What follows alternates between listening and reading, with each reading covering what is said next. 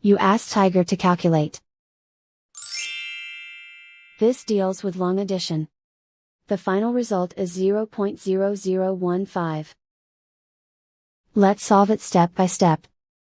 Rewrite the numbers from top to bottom, aligned by their place values. Add up the digits in each column, from right to left. 5 plus 5 equals 10.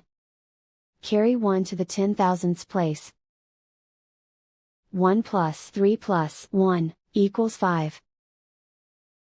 1 plus 0 equals 1. 0 plus 0 equals 0. 0 plus 0 equals 0. 0 plus 0 equals 0.